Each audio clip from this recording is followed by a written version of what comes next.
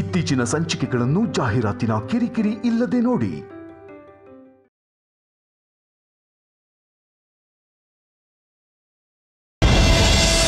ಏನು ಮಾತಾಡ್ತಾ ಇದೆಯಮ್ಮ? ಅದು ಚಿಕ್ಕ ವಯಸ್ಸಿನಲ್ಲಾಗಿರುವಂತ ಮದುವೆ, ಮಕ್ಕಳ ಮದುವೆ. ಅದನ್ನ ಹೇಳಿ ನನ್ನ ಮಗಳ ಭವಿಷ್ಯನ ಹಾಳು ಮಾಡ್ತೀರಾ? ಅಪ್ಪ ಸಾಕು, ಬನ್ನಿ ಹೋಗೋಣ. ಇಲ್ಲಮ್ಮ, ಆ ವಿಷಯನ ಈಗಲೇ ತಿಳ್ಕೋಬೇಕು. ಇಲ್ಲ ಅಂದ್ರೆ ನಿನಗಾಗುವಂತ ಅನ್ಯಾಯನ ದೇವ್ರು ಕೂಡ ತಪ್ಸಕ್ಕಾಗಲ್ಲ. ಅಯ್ಯೋ ಅಪ್ಪ, ನನಗ್ ಯಾವ ಅನ್ಯಾಯನೂ ನಡೆದಿಲ್ಲ. ನಾನ್ ಮಾತಾಡ್ತೀನಿ ಅಂತ ಹೇಳ್ತಿದ್ದೀನಲ್ಲ. ಮಾವ, ಅತ್ತೆ, ಅಪ್ಪ ಏನೋ ಆವೇಶದಲ್ಲಿ ಮಾತಾಡ್ತಾ ಇದ್ದಾರೆ. ನೀವ್ ಬೇಜಾರ್ ಮಾಡ್ಕೋಬೇಡಿ, ನಾನು ಅಪ್ಪನ ಜೊತೆ ಮಾತಾಡ್ತೀನಿ. ನಾನು ಸಿಟ್ನಲ್ಲಿ ಮಾತಾಡ್ತಾ ಇದ್ದೀನಾ?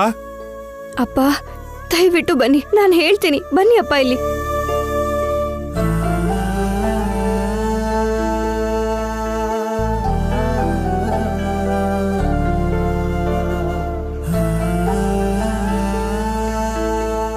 ಏನ್ ಮಾವ ಇದು? ಏನತ್ತೆ ಅವ್ರಷ್ಟೆಲ್ಲ ಮಾತಾಡ್ತಿದ್ರು, ನೀವೇನು ಮಾತಾಡ್ತಾನೆ ಇಲ್ವಲ್ಲ? ಯಾರು ಏನು ಮಾತಾಡ್ತಾ ಇಲ್ಲ ಅಂತಂದ್ರೆ ಮಾತಾಡಕ್ಕಾಗ್ದೆ ಅಲ್ಲ. ಕೆಲವು ಸಂದರ್ಭಗಳಲ್ಲಿ ಏನು ಮಾತಾಡಬಾರ್ದು ಅಂತ ಅರ್ಥ. ಅದಕ್ಕೆ ನೀನು ಮಾತಾಡದೆ ತೆಪ್ಪಗಿದ್ರೆ ಒಳ್ಳೇದು. ಅದ್ಯಾಕೋ ಏನೋ, ನಾನ್ ಯಾವಾಗ ಮಾತಾಡ್ತೀನೋ ನೀವು ಆಗ್ಲೇ ಮಾತಾಡ್ತೀರಾ. ನನ್ ಬಾಯ್ ಹೇಗ್ ಮುಚ್ಸೋದು ಅಂತ ಯೋಚನೆ ಮಾಡೋದನ್ ಬಿಟ್ಟು ಜಾನಕಿರಾಮ್ ಅವ್ರ ಬಗ್ಗೆ ಯೋಚನೆ ಮಾಡಿ.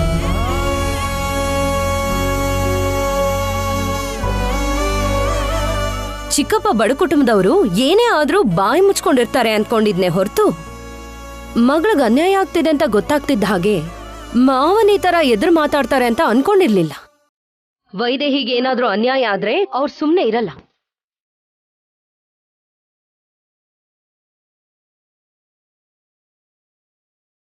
ದೇವಾಂಶ್ ಇಬ್ಬರ ಹೆಂಡತಿರ್ ಜೊತೆ ಹ್ಯಾಪಿಯಾಗಿರ್ತಾನೆ ಅನ್ಕೊಂಡೆ. ಆದ್ರೆ ಅನ್ಕೊಂಡಷ್ಟು ಸಂತೋಷವಾಗಿ ಅವನಿಲ್ಲ.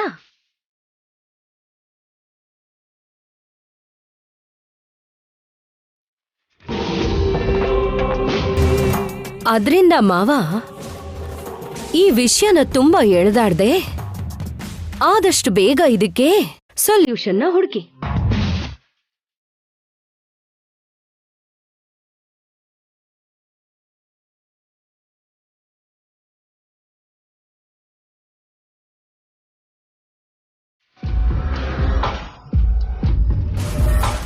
ಹಬ್ಬಾ, ತುಂಬಾ ದಿನ ಆದ್ಮೇಲೆ ಇವತ್ ಮನ್ಸಿಗೆ ಖುಷಿ ಆಗ್ತಿದೆ.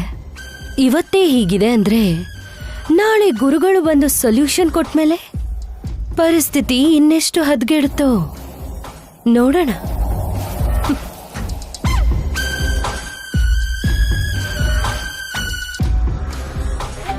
ವೈದೇಹಿ ನೋಡಿದ್ರೆ ಏನೂ ಆಗಲ್ಲ ಅಂತ ಕಾನ್ಫಿಡೆಂಟ್ ಆಗಿದ್ದಾಳೆ. ಆದ್ರೆ ಅವ್ರ ಅಪ್ಪನ್ ನೋಡಿದ್ರೆ ತುಂಬಾ ಗಾಬರಿ ಆಗಿರೋರ್ ತರ ಇದ್ದಾರೆ.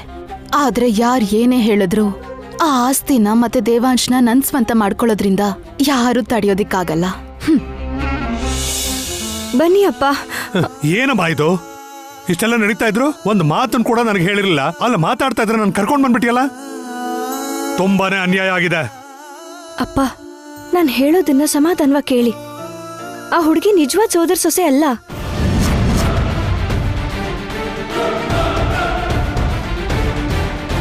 ಹೌದಾ? ಹೌದು ಅಪ್ಪ. ಅವಳೇನೋ ಪ್ಲಾನ್ ಮಾಡ್ಕೊಂಡು ಸೋದರ ಸೊಸೆ ಸ್ಥಾನಕ್ಕೆ ಬಂದಿದ್ದಾಳೆ. ಈ ವಿಷಯ ನೀನು ಮನೆಯವ್ರಿಗೆ ಹೇಳಿಲ್ವಾ? ಹೇಳಿದ್ರು ಕೂಡ ಯಾರು ನಂಬ್ತಾ ಇಲ್ಲ ಅಪ್ಪ. ಎಲ್ರಿಗೂ ಅಷ್ಟೊಂದು ಮೋಡಿ ಮಾಡಿದಾಳೆ.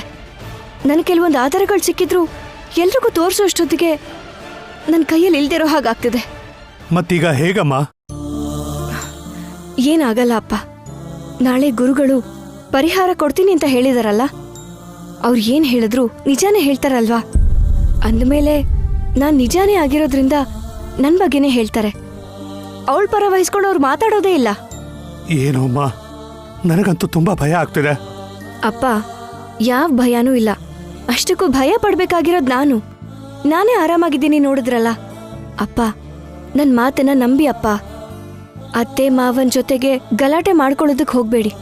ಆಗ್ಲೇ ನಡೆದಿರೋದಕ್ಕೆ ಅವ್ರು ತುಂಬಾ ಬೇಜಾರ್ ಮಾಡ್ಕೊಂಡಿದ್ದಾರೆ. ನಾಳೆ ಬೆಳಗ್ಗೆವರೆಗೂ ಸಮಾಧಾನವಾಗಿರಿ.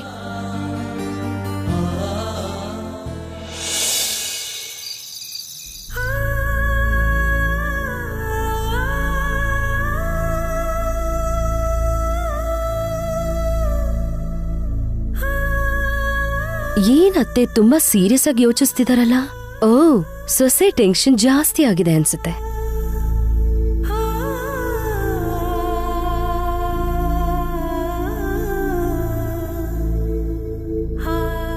ಏನತ್ತೆ, ಯಾವ್ದ್ರ ಬಗ್ಗೆನೋ ತುಂಬಾ ಸೀರಿಯಸ್ ಆಗಿ ಯೋಚಿಸ್ತಾ ಇದ್ದೀರಾ ಅನ್ಸುತ್ತೆ. ಏನೂ ಇಲ್ಲ. ಇಲ್ಲ ಅಂತ ಯಾಕೆ ಹೇಳ್ತೀರಾ ಅತ್ತೆ? ನಿಮ್ ಮನ್ಸಲ್ಲಿರೋ ಗೊಂದಲ ನಿಮ್ ಮುಖದಲ್ಲಿ ಕಾಣಿಸ್ತಿದೆ. ನನಗ್ ನಿಮ್ ಬಗ್ಗೆ ತಿಳ್ದಿರೋ ಮಟ್ಟಿಗೆ ಮತ್ತೆ ಮನೆ ಪರಿಸ್ಥಿತಿನ ಇಟ್ಕೊಂಡು ನೀವೇನ್ ಯೋಚಿಸ್ತಿದ್ದೀರಾ ಅಂತ ನಾನ್ ಗೆಸ್ ಮಾಡಿ ಹೇಳ. ನಾಳೆ ಗುರುಗಳು ಬಂದು ವೈದೇಹಿಗ್ ಮಾತ್ರ ದೇವಾಂಶ್ ಹೆಂಡತಿಯಾಗಿರೋಕೆ ಹಕ್ಕಿದೆ, ಶ್ರವಂತಿಗಿಲ್ಲ ಅಂತ ಎಲ್ ಹೇಳ್ಬಿಡ್ಬೋದು ಅಂತ ನಿಮ್ಗೆ ಟೆನ್ಷನ್ ಆಗ್ತಿದೆ ಅಷ್ಟೇ ಅಲ್ವಾ?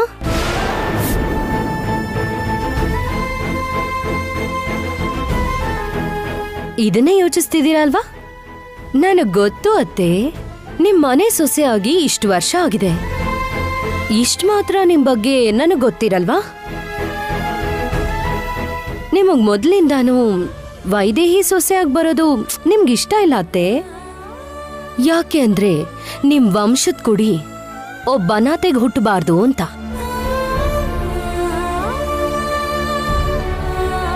ಆದ್ರೆ ಏನ್ ಮಾಡ್ತೀರಾ, ನಿಮ್ ಮುದ್ದು ಮಗ ಪ್ರೀತಿಸಿ ಮದ್ವೆ ಆಗಿರೋದ್ರಿಂದ ಇಲ್ಲ ಅಂತ ಹೇಳಕ್ಕಾಗ್ಲಿಲ್ಲ. ಹಾಗೆಲ್ಲ ಏನೂ ಇಲ್ಲ. ಅಯ್ಯೋ ಅತ್ತೆ, ನನಗ್ ಗೊತ್ತು ನೀವು ನನ್ನ ಹತ್ರ ಏನು ಮುಚ್ಚಿಡೋ ಅವಶ್ಯಕತೆನೇ ಇಲ್ಲ. ವೈದೇಹಿ ನಿಮ್ ಸೊಸೆ ಅಂತ ಗೊತ್ತಾದಾಗ್ಲಿಂದ ನಿಮ್ ವಂಶದ ಕುಡಿ ಬಗ್ಗೆ ಎಷ್ಟು ತಲೆ ಕೆಡಿಸ್ಕೊತಿದ್ದೀರಾ ಅಂತ ನನಗ್ ಗೊತ್ತು ಅತ್ತೆ.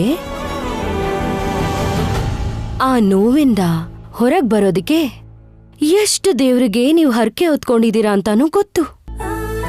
ಯಾವ ದೇವ್ರು ಕಣ್ಬಿಟ್ನೋ ಗೊತ್ತಿಲ್ಲ, ಆದ್ರೆ ಚಿಕ್ಕ ವಯಸ್ಸಿಗೆ ದೇವಾಂಶ್ನ ಮದ್ವೆ ಆಗಿರೋ ನಿಮ್ ಸೋದರ ಸೊಸೆನ ಈ ಮನೆಗ್ ತಲುಪೋ ತರ ಮಾಡ್ದ.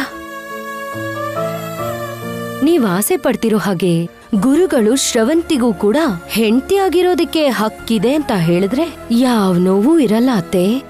ನಿಮ್ ಸೋದರ ಸೊಸೆನೆ ನಿಮಗ್ ವಂಶದ ಕೊಡಿನ ಕೊಡ್ತಾಳೆ, ನಿಮ್ಮ ಆಸೆನೂ ಈಡೇರುತ್ತೆ.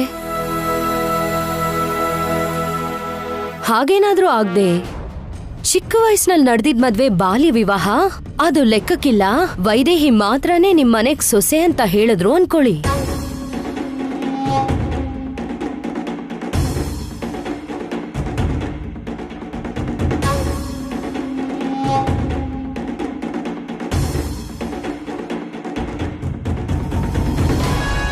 ಯಾವ ದಿಕ್ಕು ದೆಸೆ ಇಲ್ದಿರೋರು ವಾರಸ್ದಾರ ಆಗ್ತಾರೆ.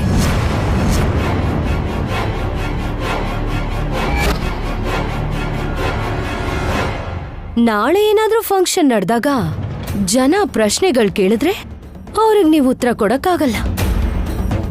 ಅವ್ರು ನಿಮ್ ಸುತ್ತಮುತ್ತ ಇದ್ರು ಮಕ್ಳನ್ನ ಎತ್ಕೊಂಡ್ ಮುದ್ದಾಡಕ್ಕೆ ಮನ್ಸೇ ಬರಲ್ಲ. ಕೊನೆಗೆ ಮೊಮ್ಮಕ್ಳನ್ನ ಹೊರಗ್ನವ್ರ ತರ ನೋಡೋ ಪರಿಸ್ಥಿತಿ ನಮಗ್ ಬರುತ್ತೆ ಅತ್ತೆ.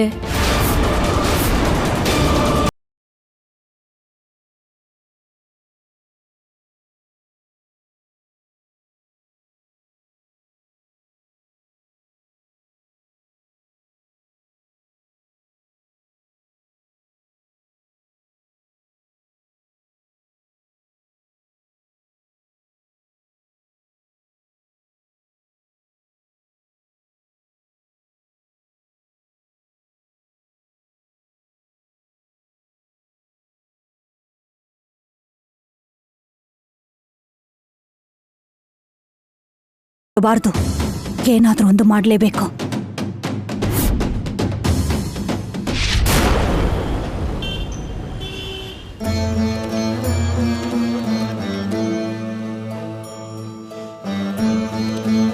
ಹೇಳು ಕೌಸಲ್ಯಮ್ಮ, ಈ ಸಮಯದಲ್ಲಿ ಬಂದಿರೋ ಕಾರಣ ಏನು?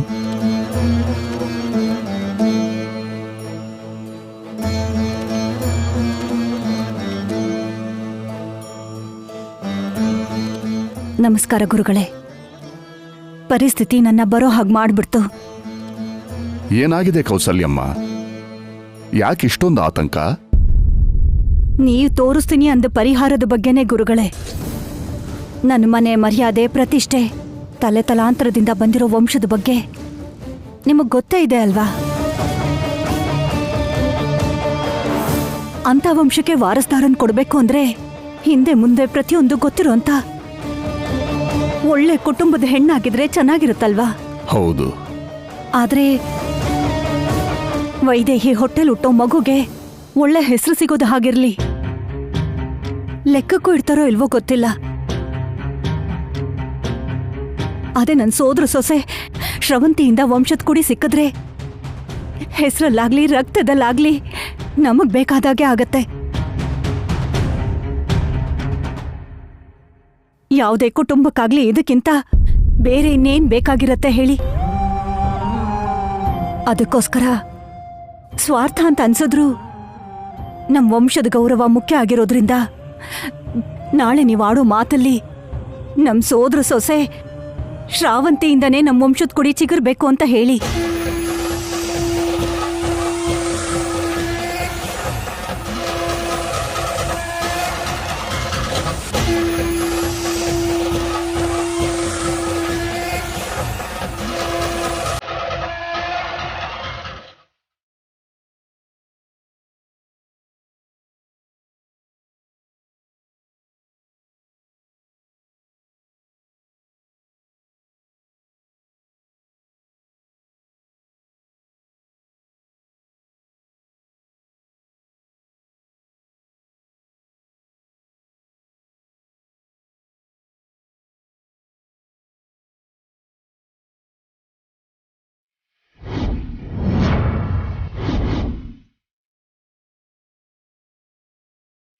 ಇಷ್ಟ ಕಾಮ್ಯಾರ್ಥ ಫಲಸಿದ್ಧಿರಸ್ತು.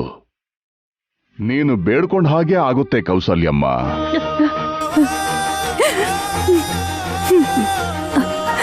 ತುಂಬಾ ಸಂತೋಷ ಗುರುಗಳೇ. ಇದೊಂದು ಮಾತಿಂದ ನನ್ ಸಂಕಟ ಎಲ್ಲ ದೂರ ಆಗೋಯ್ತು ಅನ್ನಿಸ್ತಿದೆ. ನಾನಿನ್ ಹೋಗ್ ಬರ್ತೀನಿ ಗುರುಗಳೇ. ಶುಭಂ ಭೂಯಾತ್.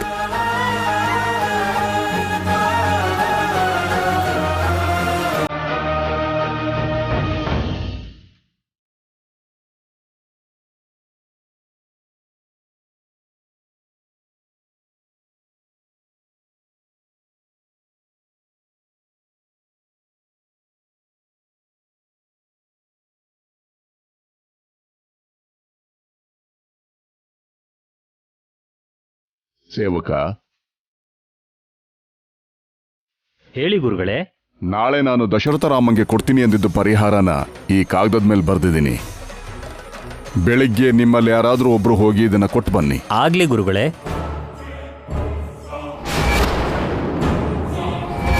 ವೈದೇಹಿ ಒಬ್ಳೇನೆ ದೇವಾಂಶನ ಏಕೈಕ ಪತ್ನಿ. ಇದೇನ್ ಗುರುಗಳೇ ಹೀಗ್ ಬರ್ದಿದ್ದೀರಾ? ಆಗ್ಲೇ ಸೋದ್ರ ಸೊಸೆಯಿಂದ ಮೊಮ್ಮಗು ಬೇಕು ಅಂತ ಕೇಳಿದಾಗ ನೀವು ಅದನ್ನ ನಿಜ ಆಗತ್ತೆ ಅಂತ ಅವ್ರ ಹತ್ರ ಹೇಳಿದ್ರಿ. ಆದ್ರೆ ವೈದೇಹಿನಿ ದೇವಾಂಶ್ ಹೆಂಡ್ತಿ ಅಂತ ಯಾಕೆ ಬರ್ತಿದ್ದೀರಾ?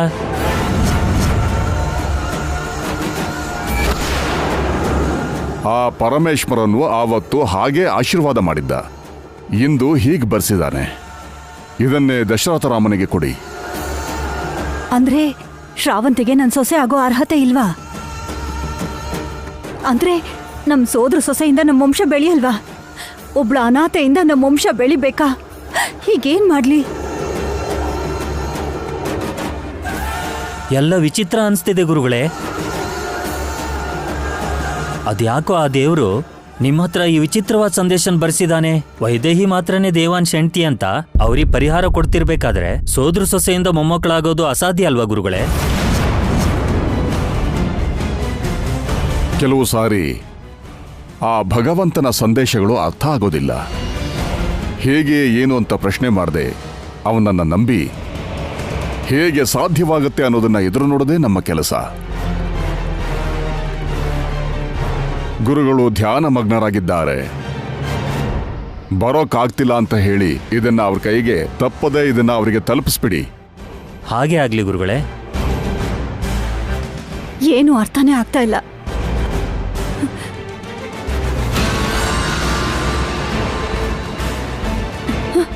ಹೀಗೇನ್ ಮಾಡೋದು?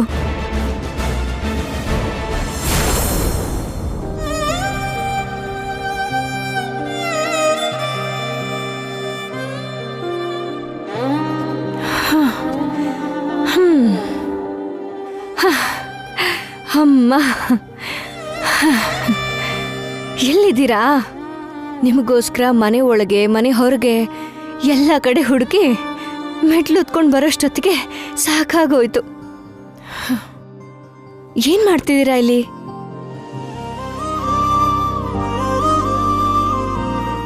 ಓ, ಚಂದಮಾಮನ್ ಜೊತೆ ನಕ್ಷತ್ರಗಳಿಗೆ ಕತೆ ಹೇಳ್ತಿದ್ದೀರಾ? ಅದನ್ನೆಲ್ಲ ನನ್ನ ಹತ್ರನೂ ಹೇಳ್ಬೋದಲ್ಲ, ನಾನು ಕೇಳಿಸ್ಕೊತೀನಿ. ಏನಾಯ್ತು ಯಜಮಾನ್ರೆ, ಆ ಥರ ಇದ್ದೀರಾ? ಹೇಳ್ಬೋದಲ್ವಾ? ನಿನ್ನ ನೋಡ್ತಾ ಇದ್ರೆ ತುಂಬಾ ಆಶ್ಚರ್ಯ ಆಗ್ತಿದೆ ವೈದೇಹಿ. ಮನೇಲಿ ಇಷ್ಟೆಲ್ಲ ಸಮಸ್ಯೆ ಆಗಿದ್ರು ಏನೂ ಆಗೇ ಇಲ್ಲ ಅನ್ನೋ ಹಾಗೆ ಈ ರೀತಿ ಹೇಗಿದ್ಯಾ ನೀನು?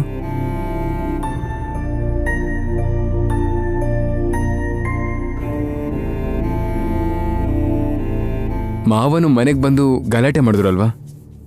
ಮನೇಲೆಲ್ಲರೂ ಎಲ್ಲರೂ ನಾಳೆ ಏನ್ ನಡಿಬಹುದು ಅನ್ನೋ ಟೆನ್ಷನಲ್ಲಿದ್ರೆ ನೀನ್ ಮಾತ್ರ ಟೆನ್ಷನ್ ಇಲ್ಲದೆ ಆರಾಮಾಗಿದ್ಯಾ?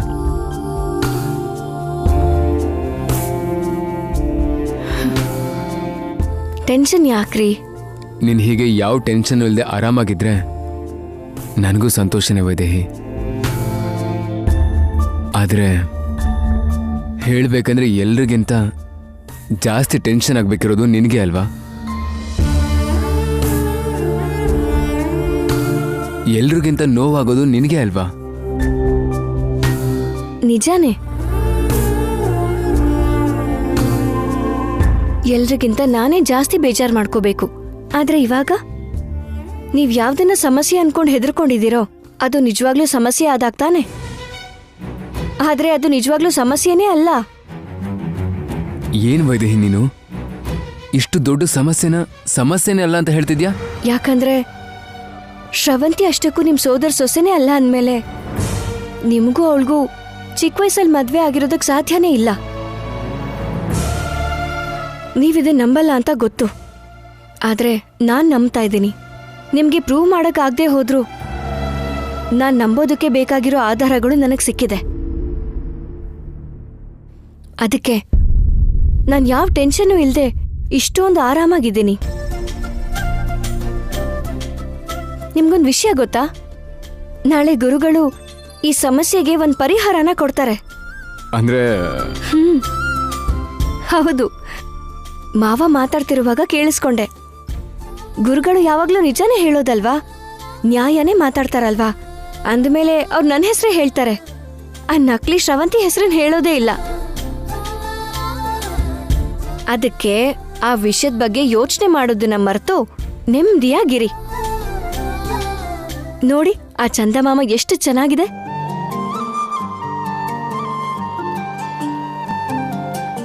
ಆ ಚಂದಮಾಮ ಇಷ್ಟ ಆಗ್ಲಿಲ್ವಾ? ಹೋಗ್ಲಿ, ಚಂದಮಾಮನ್ ತರ ಇರೋ ಹುಡುಗಿ ಪಕ್ಕದಲ್ಲೇ ಇದ್ದಾಳಲ್ಲ, ಇಷ್ಟ ಆದ್ಲಾ? ನೋಡಿ, ಸರಿಯಾಗಿ ನೋಡಿ, ಚಂದಮಾಮನ್ ತರ ಇದ್ದೀನಾ? ನಾನ್ ಚೆನ್ನಾಗಿದ್ದೀನಾ? ಚಂದ್ರನ್ ತರ ಇರೋ ಹುಡುಗಿ ಜುಮ್ಕಿ ಚೆನ್ನಾಗಿದ್ಯಾ?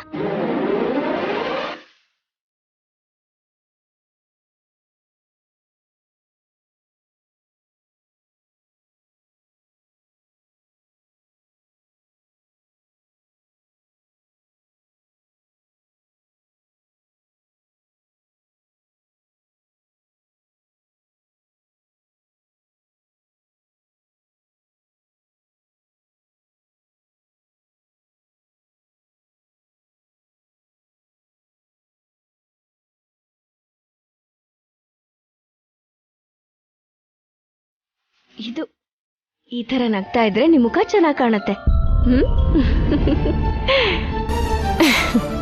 ಆ ಚಂದಮಾಮನ್ ಬೆಳದಿಂಗ್ಳು ಥರ.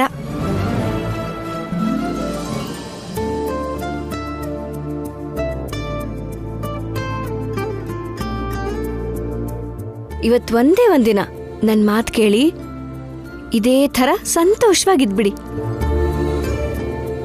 ನಾಳೆ ನಮ್ ಸಮಸ್ಯೆ ಬಗೆಹರಿಯೋ ಕಾರಣದಿಂದ ನಮ್ಗೆ ತಗ್ಲಿರೋ ದರಿದ್ರ ಎಲ್ಲನೂ ದೂರ ಆಗೋಗುತ್ತೆ. ನಾವ್ ಯಾವಾಗ್ಲೂ ಹೀಗೆ ಸಂತೋಷವಾಗಿರ್ಬೋದು.